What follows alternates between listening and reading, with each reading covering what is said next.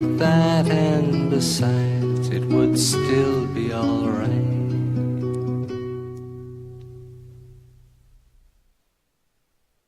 He comes to me early, he comes to me at 8 o'clock because he's a busy man. I discovered today that top executives, it's in the Times today, that, you know, the people who used to say, oh, I get up at 6 o'clock every morning.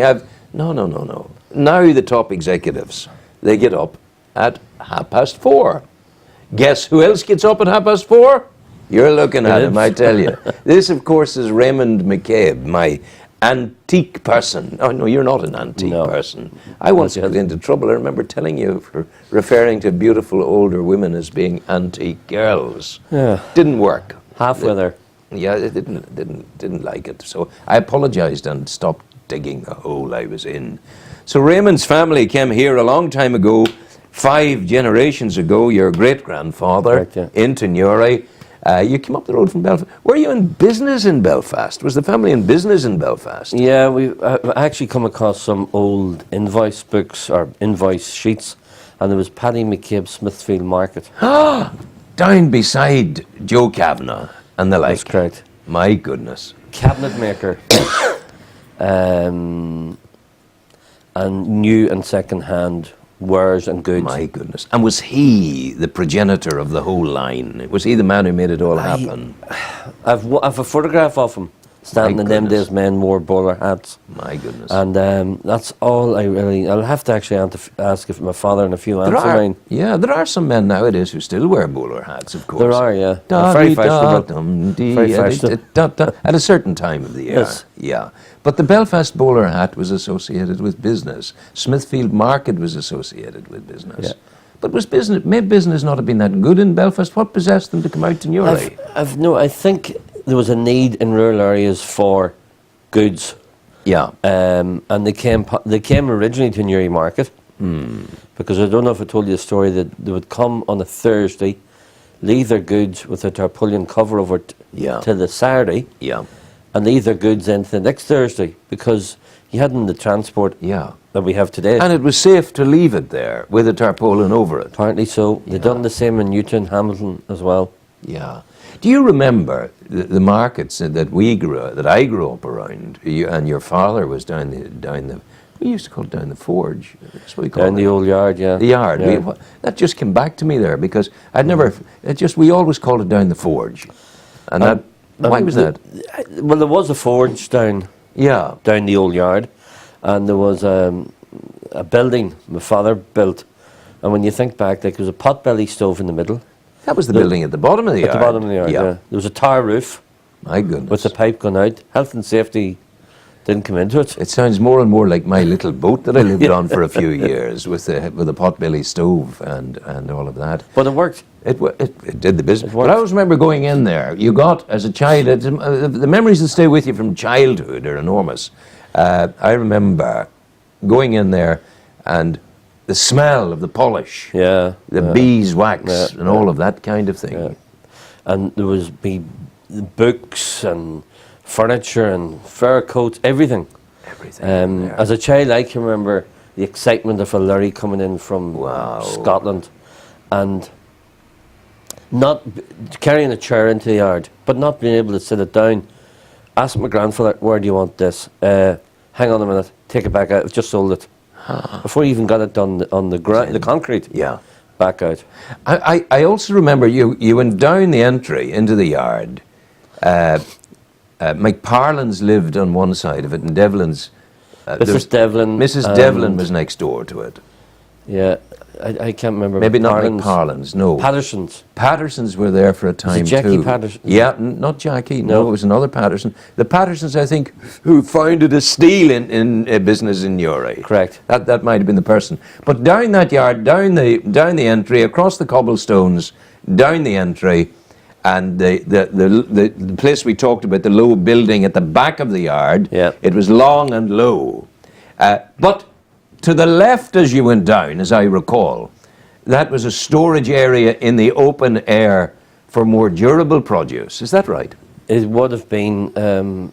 I can remember going in and helping on a Saturday, and you would put the rugs out in the open yard. Yeah, yeah. If it wasn't raining. If it wasn't raining. Now, to the right going down, there were steps Correct. that went up to a black door. Yep. What was in there? That was called the loft. Yeah. And that was, well, them days when my father started new, there was one suite of furniture that came from Bess in Belfast. One suite, 15 colours. Wow. Same suite, only in different colours. Really? And the suites were stacked up there on their gabled sides. Yeah, just stored. Yeah, stored there. And my father always tells me the story of, at one stage, there was maybe 50, 80 grandfather clocks. My goodness. And they couldn't get, I think it was £1 for a painted dial and £3 for brass. And nobody wanted them. Nobody wanted them. Nobody wanted them. Now, that was probably after the war. And Yeah. Nobody had. Well, we bought a clock from you. It hung on our wall for a long time. It's still there, I think. It lasted longer in the house than I did. But that's another matter entirely. It's very, very good, that clock, indeed. But I've great memories of those days. Now, did you actually trade in the market on a stall at any stage before going to the yard? They did. I can't remember. There's traded there and then Kilkeel and Crossmaglen. Yeah. So. And then there were deliveries out around your Pony and Trap. Yeah. Tell the story about the brakes on the thing. Oh, that was, I think my Aunt Eileen and my dad were sent up to Aileen Terrace. Yeah. And it was Killen Street, wasn't it? Killen Street. Top of Killen Street, yeah. And they were used as the brakes. How did that work? Whether Had your ropes my or father something? must have been banned a piece of my grandfather banned, and it was a high cart, very high cart with big wheels. Yeah. So one man holding this little cart with furniture on could run away in you. Oh, it could, surely. So they must have had ropes of some type, and they were used to hold it back. What's the secret of trading? I'm going to press you on this now, because all over the world, whether you're in a souk or a bazaar in Baghdad, people do what you do. They ask, yes, come, have a look at this. This is nice. How much? This is £27. Will you pay me £27? Now, inside your head, you know he's not going to maybe give you the £27. And you have another figure in your head that you will go down to, but not beyond. I can see your eyes narrowing here. You don't want to give the secrets away. No. But you're asking 27. You know he's not going to give it to you. You have a figure in your head. How do you work that out? It's like the restaurant trade. You ask 27, they give you 28. I suppose the best thing is, you could say, be fair, and challenges in business will come up and down, up and you know, this part of the world we had the troubles with all the rest. And you just get on with it. But you use a word there, fair. Oh, very much. Is business? Not all business is about being fair. You're fair in what you do. You try to be as fair as you can. Like, I love the stories, people coming into me, maybe third generation, and telling me about the piece of furniture they have at home they bought it from my grandfather. Yeah. And I like going to tell my dad that, oh yeah, sure, I know that lady. She lives in Katy, and she's a sister lives up the mountain, and she's another sister lives over here. It was a family. Everybody sort of knew each other, you know. It's not just about, well, it's importantly it's about money. Importantly it's about money. Yeah. But it's about more than that, essence, because you're looking back to your grandfather, your father, and you're also looking forward to your son and your son's children. Correct. So it's a sacred trust. If you mess about with that, it's not good. Yeah, there, as you said, there's trust. Yeah. There's trust in it. I can remember 30, 40 years ago, people ringing my dad up, send us a bed out, Huey. Now, you knew it if it was wrong, so it had to be right. Oh, yeah. Yeah. So you didn't... Yeah, send us a bed out. Send us a bed. It didn't come in to say it. Knew what they were, sort of, you know what I'm after. There was You'd know what I'm after. You know what I'm after. You know? Yeah, yeah. And the book was there. Oh, behind the counter. The book. You went in, people paid off. Paid off. We're actually back to the book. That's happening still. Oh, yeah, that still happens. Woman will come into you, or a man. I'd like something, yeah, you pay off. Is it mostly women do the book? Yeah, would be. And they do it for their families very often. They would do, they'd put a few pound over, or even an aunt would come in and say, that's, now it's called gift vouchers. Oh, there you are. So, give them out as well. When I go into you, I would sometimes say, Raymond, I'm coming for a perambulation in the tunnel of temptation. Okay. And Raymond says, on you go. Because 9 times I will go down the tunnel of temptation and will do nothing. But once I will buy. Isn't that right? That happens. That's true. Yeah, very much so. Yeah, that's. I have a great deal of time for your magnificent oak beds. Where do they come from? They come from, the particular one you got, well, they came from Vietnam. Vietnam. By goodness. Vietnam. And Chinese are producing a lot of oak because they're growing a lot of oak. So that's the trend at the moment. What's the trend after this? Who knows? Who knows? Oh, I know the trend. Yeah. Painted furniture, sir. Oh, yeah. At the moment, yeah. You're doing that. Of course. But do you have to, if you want to paint your furniture, do you have to first of all get the nitromos on it and rub it down? And Well, yes, sand you have to wash all the polish off if you're doing an old piece. The secret of polishing or painting is rubbing down between each coat. rubbing down between each coat. Yeah. Maybe 4 to 5 to 6 coats you'd have to put on to get a good finish. So, all helps. Slow. Very slow. Patience. Very, yeah. And there's the satisfaction of all of that. Of course. I have these hideous glass top tables. They're awful, and they're on metal. What should I do? Come and see you. Paint the legs a different colour. Oh, no.